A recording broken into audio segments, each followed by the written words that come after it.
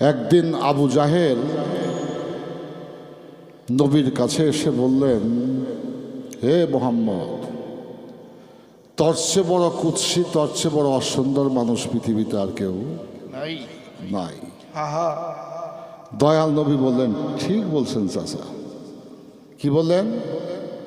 ঠিক বলেছেন চাচা। এই মুহূর্তেই হযরত ওমর এসে বললেন, হুজুর, ইয়া রাসূলুল্লাহ, চাঁদের কিরণও আপনার রূপে হার মানায়, আপনার চেয়ে এমন সুন্দর পৃথিবীতে আর কেউ হতে পারে না, আপনি চাঁদের চেয়েও সুন্দর। দয়াল নবী বললেন, ঠিক বলেছ ওমর। ওমর বইয়া গেল দ্বিধাদ্বন্দ্বে। আবু জাহেল বলল, তোর চেয়ে অসুন্দর কেউ নাই, এইটাও ঠিক আছে। আমি বললাম, আপনি চাঁদের চেয়েও সুন্দর, এইটাও ঠিক, কোন ঠিকটা ধরব? দয়াল নবীর কাছে প্রশ্ন করলেন, হুজুর, আপনার চাচা কইল আপনার চেয়ে অসুন্দর পৃথিবীতে কেউ নাই, আপনি তাকে বললেন ঠিক বলেছেন চাচা। আমি বললাম চাঁদের চেয়েও আপনি সুন্দর, আমাকে বললেন ঠিক আছে, ঠিক বলেছ। এখন কোনটা ঠিক আছে এইটা একটু আমার নির্ণয় করে দেন। দয়াল নবী বললেন, অমর, পৃথিবীতে মানুষ নিজকে নিজে দেখতে পায়, তাই আমার আপন চাচা আবু জাহেল সে নিজেই অসুন্দর, তাই পৃথিবীকে সে অসুন্দরভাবে দর্শন করে। তুমি অমর, তুমি নিজেও সুন্দর, তোমার মনও সুন্দর, তাই তোমার কাছে আমি সুন্দর, তাই মানুষ পৃথিবীতে নিজকে নিজে দেখতে পায়। সে যত ভালো হইলে ভালো দেখে, মন্দ হইলে মন্দ দেখে, এর চেয়ে বড় সত্য কথার কিছু হতে পারে না। এখন জামা কাপড় যদি আমার ময়লা হয়, এটা সাবান সোটা দিলে পরিষ্কার হয়, কিন্তু মনের ভিতরে যদি ময়লা আমার যদি জমে যায়, এটা বুরুজ নাই, ব্রাশ নাই, সাবান নাই যে ভিতরে আমি পরিষ্কার করতে পারি। এটাকে পরিষ্কার করার মাত্র একটি মাত্র কৌশল, সেটা হচ্ছে আল্লাহ পবিত্র কোরআনুল কারীমে বলেছে, তুমি প্রভুর নামে জিকিরে থাকো। যতক্ষণ তোমার স্মরণ ধ্যান খেয়াল থাকে, তুমি ততক্ষণ আল্লাহর ইবাদতে মশগুল থাকো। তাতে তোমার বাহিরের ময়লা নয়, তোমার ভিতর বাহির দুইটার ময়লাই পরিষ্কার হয়ে যাবে। তাই বাউলরা, সাধকরা এই কথাগুলো বলে গেছেন এই জন্য যে আমার মতো মানুষ, অশুদ্ধ অমার্জিত মানুষ, কিভাবে মার্জিত হতে পারি, কিভাবে শুদ্ধ মানুষ হতে পারি, আমাদের জন্য তারা পথ প্রদর্শক হিসেবে দায়িত্ব পালন করে গেছেন। আমাদের কাছে তারা অনারেবল পার্সন, আমাদের কাছে তারা সম্মানিত ব্যক্তি। তাদের পথ দিয়ে আমরা চলছি এবং হাঁটছি। যাদের পথে, যাদের আদর্শে আমরা চলছি, তাদেরকে যদি আমরা ভুলে যাই, অস্বীকার করি, অকৃতজ্ঞ মানুষ হয়ে যায় পশুর সমান। ওতে স্ট্রাকচারগত, অবকাঠামোগত মানুষ, কিন্তু ভিতরে পশুর চেয়েও খারাপ। তাই বাজান, উপরে দেখে কখনো ভিতরকে মূল্যায়ন করা যায় না। তাই ভিতরকে পরিষ্কার পরিচ্ছন্ন করতে হলে কি করার প্রয়োজন? একটি গান আমার হোক, তারপরে কিছু বিচ্ছেদ গানের জন্য অনুরোধ রয়েছে, আমি চেষ্টা করবো সেদিকে গান গাওয়ার জন্য।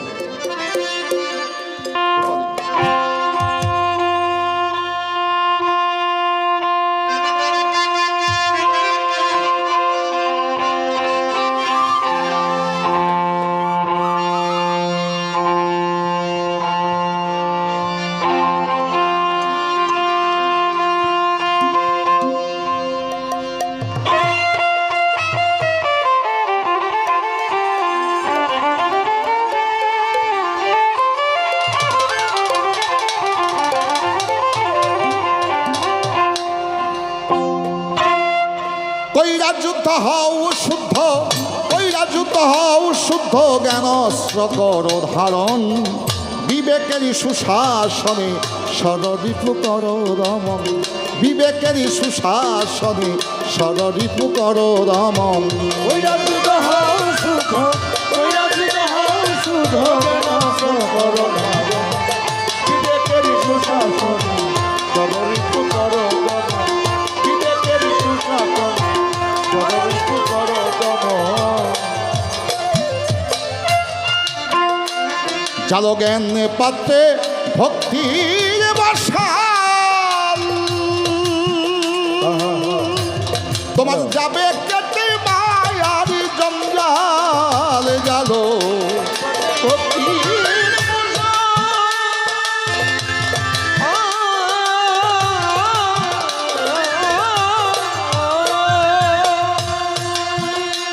তোমার যাবে কেটে মায়ারি জঞ্জাল, এবার বিশ্বাসেরই কাটিয়া জাল, বিশ্বাসেরই পাতিয়া জাল, বিশ্বাসেরই পাতিয়া জাল, বাধ্য করে অবাধ্য মন, বিবেকেরই সুশাসনে সররিপু কর রমন, বিবেকেরই সুশাসনে সররিপু কর রমন। ওইরা যুদ্ধ হও শুদ্ধ, ওইরা যুদ্ধ হও শুদ্ধ, কেন সবর ভাব, বিবেকেরই সুশাসনে সররিপু কর রমন, বিবেকেরই সুশাসনে সররিপু কর রমন।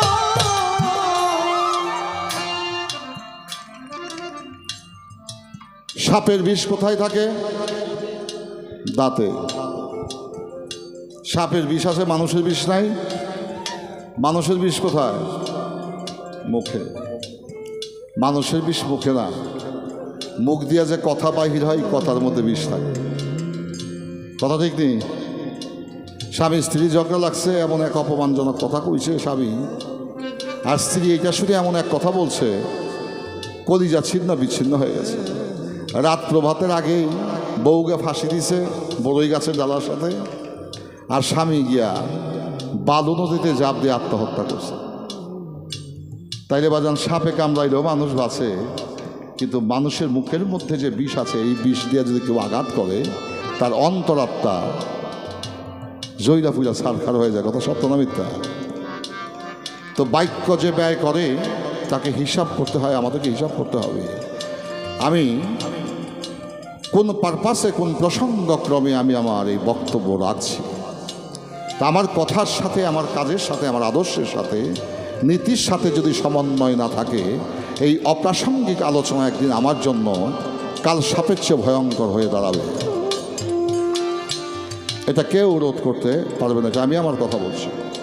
তাই আমার এই গানে বলা হলো, কইরা যুদ্ধ হও শুদ্ধ, জ্ঞানস্ত্র কর ধারণ, বিবেকেরই সুশাসনে সররিপু কর দমন।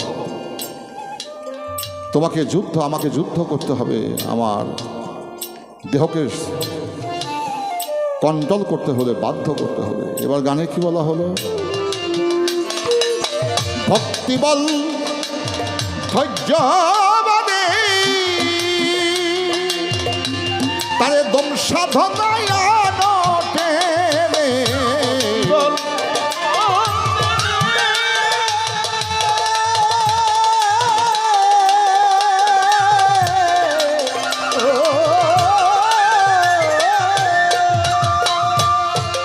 ইন্নাল্লাহ মা সাবিরিন, কোরআন শরীফের আয়াত। আমার সারা জীবন পড়লাম, কিন্তু ধৈর্য ধারণ করতে পারলাম না।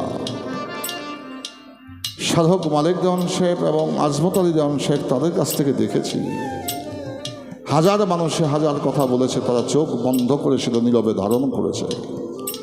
তো মালিক দেওয়ান শেখের মুখ থেকে শুনেছি, যার সয় তারই হয়, যার সয় না তার কখনো কোনো কিছুই হয় না। কত মানুষ এলো গেল, তার চিহ্ন অস্তিত্ব তো বিলুপ্ত হয়ে গেল, কিছুই রইল না। কিন্তু এমন কিছু মানুষ চলে গেল, তাদের প্রেমের আলোয় প্রসারিত হয়ে জগৎ লুটিয়ে কাঁদে।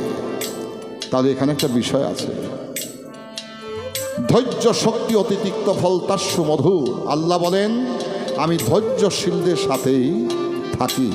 তো ধৈর্যশীলদের সাথে যদি আল্লাহ থাকে, আমি মনে করি ওই মানুষটার ইহকাল পরকাল, রাষ্ট্রীয় বা সামাজিক কোথাও তার কোনো ভয় না। এখন ভক্তিবল ধৈর্যভানে তারে দম সাধনায় ভক্তিবল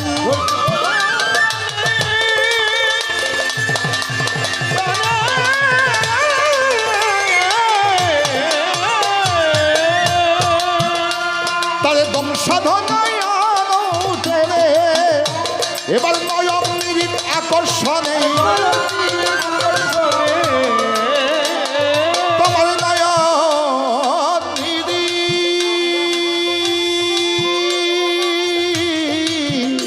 নয়ন নিরিখ, নয়ন নিরিখ আকর্ষণে দেখবে, মধুর করবে দর্শন, বিবেকের সুশাসনে ষড়রিপু কর দমন, বিবেকের সুশাসনে ষড়রিপু কর দমন।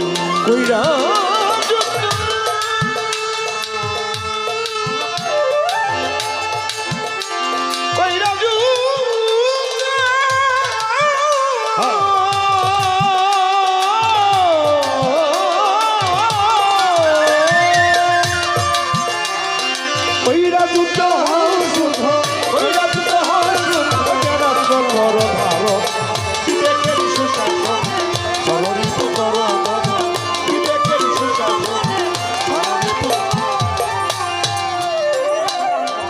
আমার হাত আপনি বাঁধতে পারবেন, আমার কোমরে দড়ি দিয়ে বাঁধতে পারবেন, পা দুটা বাঁধতে পারবেন, আমার বাক শক্তিটা আপনি বন্ধ করে দিতে পারবেন টেপ যদি মুখে লাগায় দেন।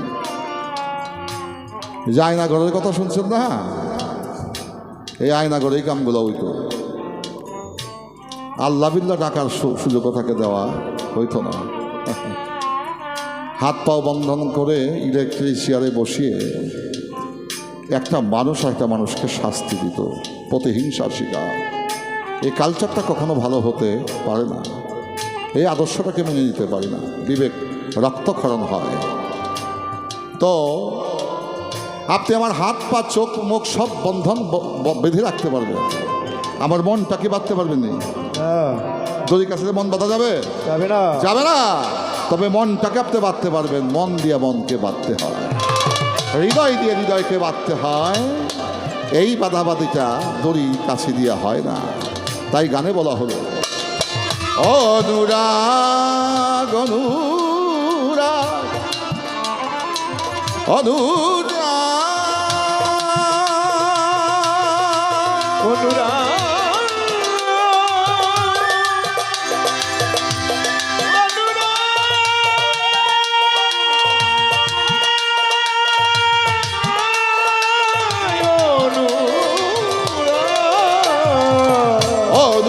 প্রেম শিকলে ওরে রাখো বেঁধে রীতি কমলে, অনুরাগ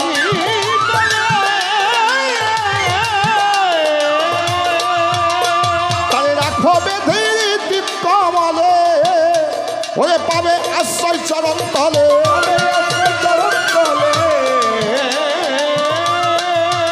তখন পাবে আশ্রয় চরণ তলে, ভাব যুগে হবে মিলন। বিবেকের সুশাসনে ষড়রিপু কর দমন, বিবেকের সুশাসনে ষড়রিপু কর দমন।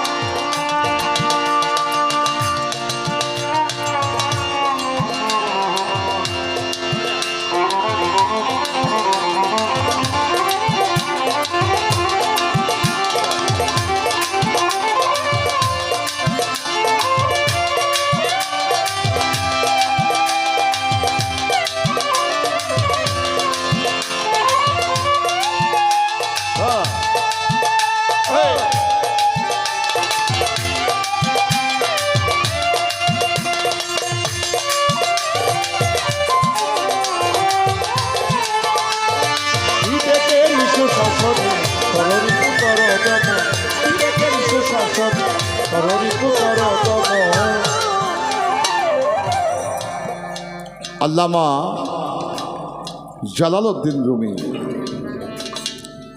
আমাদের সুফিবাদ জগতের একজন দিকপাল ফাউন্ডার। তিনি একদিন শিষ্যদেরকে বলছেন, বাপ, বেহেস্তবাসীর চেয়ে দোজকবাসীরা অনেক ভালো। তো ভক্তবৃন্দ বলছে, হযরত, এটা কেমন কথা যে বেহেস্তের জন্য বিশ্ব ব্রহ্মাণ্ডের যত মানুষ সবাই হাত উঠায়া বেহেস্তের জন্য কান্দে, তো মানুষ তো ভালোটারই চায়, পৃথিবীর মানুষ ভালোটারে চাই, ভালোটা আপনি খারাপ কম, আর দোজকটা যেটা খারাপ ভয় পায় শাস্তির জায়গা, এইটার আপনি ভালো বলেন, এটা কোন লজিকে কোন যুক্তির বলে? আল্লামা জালালউদ্দিন রুমি বলেন, ভক্তগণ, বেহেশত এমন একটা সুখের জায়গা,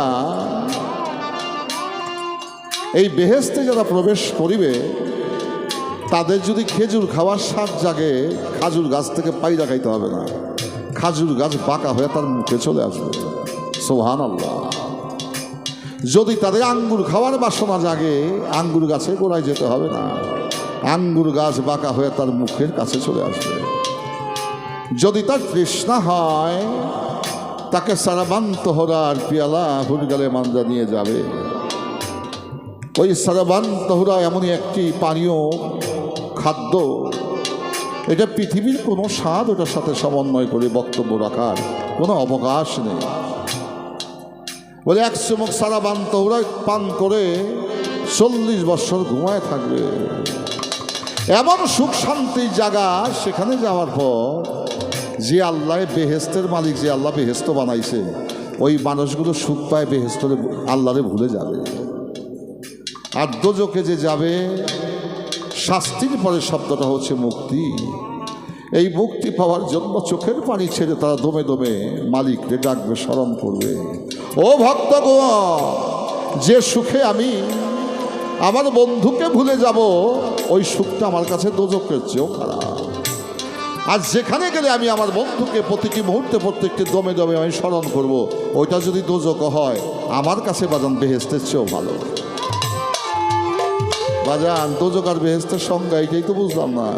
দোজক বলতে আল্লাহ কি বোঝাতে চেয়েছেন, আর বেহেস্ত বলতে ডেফিনেশন তার বর্ণনা কি দিয়েছেন, এইটাই আমাদের বোঝা হলো না। আমরা খুব মাতাল হয়ে আছি। তাই বাজান, এখানে কবি নজরুল বলেছেন, শিরপরিমর খোদার ইয়ারস গাহি তার গান হই পদ্মে ভুল বক্ষে আমার কাবার ছবি চোখে মোহাম্মদ রাসূল। লাইলির প্রেমে মজনু পাগল, আমি পাগল লা ইলাহা, প্রেমিক দরবেশ আমায় চেনে অরসিকে শুধু কয় বাত। হৃদয়ে মোর খুশির বাগান বুলবুলি তাগায় সদায়, ওরা খোদার রহম মাগে আমি তোমার এশক চাই। এশক মানে প্রেম।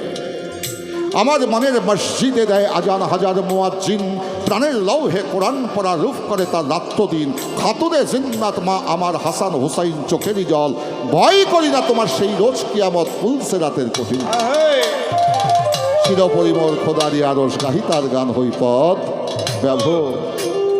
প্রেমিকে যে ডেফিনেশন, প্রেমিকে যে বর্ণনা, কবি নজরুল তারা কি ভাষায় বলেছেন, একটি উক্তিতে বলেছেন, হে মূর্খের দল, মানুষকে উপেক্ষা করে তোমরা কিতাবের পূজা করো। এই কিতাব তো মানুষকে আনে নাই, মানুষ কিতাব এনেছে। তো যে কিতাবকে মানুষ এনেছে, ওই কিতাবকে ধারণ করো আর মানুষকে উপেক্ষা করো। ইয়া কইয়া তুমি কখনো তোমার জীবনের মুক্তির ব্যবস্থা করতে পারবে না। চাঁদ ধরার জানি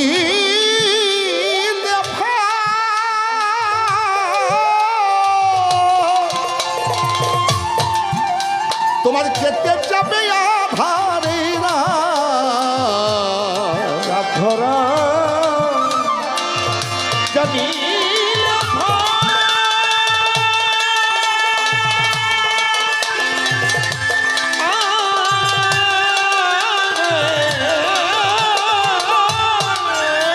তোমার কেটে যাবে আধারে রাত, এবার দিব্য আলো সুপ্রভাত।